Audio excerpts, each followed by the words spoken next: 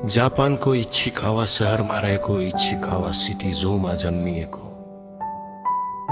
एउटा सानो बाँदरको बच्चा अहिले विश्वभर चर्चामा छ। उसको नाम हो पञ्च।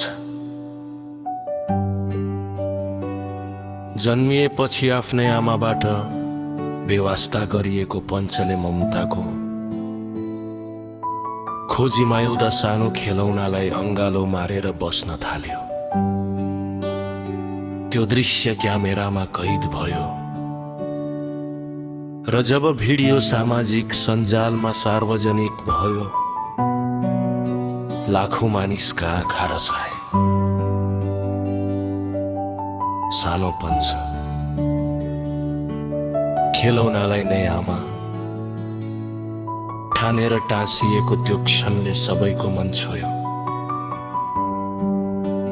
शुक्रबार मात्रै सयौं मानिसहरू चिडियाखाना पुगे, केवल पञ्चलाई एक झलक हेर्न र उसको हौसला बढाउन।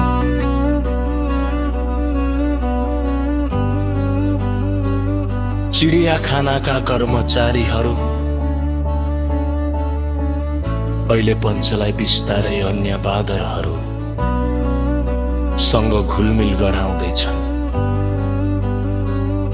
सुरुमा एक्लो र डराएको पञ्च अहिले भने बिस्तारै अरूसँग खेल्न थालेको छ। यद्यपि कहिलेकाहीँ ठूला बाँदरहरूले उसलाई सताउने गरेको दृश्यले फ्यानहरू चिन्तित बनेका छन्। तर प्रशासन भन्छ यो प्रक्रिया उसको सामाजिकीकरणको स्वाभाविक हिस्सा हो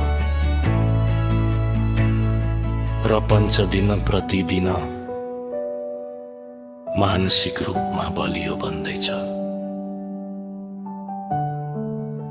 आज ह्याङ इन्डिया र पञ्च ह्यासट्याग मार्फत विश्वभरबाट उसले माया र समर्थन पाइरहेको छ।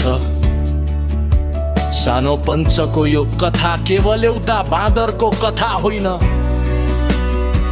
यो कथा हो माया, सङ्घर्ष र आशाको।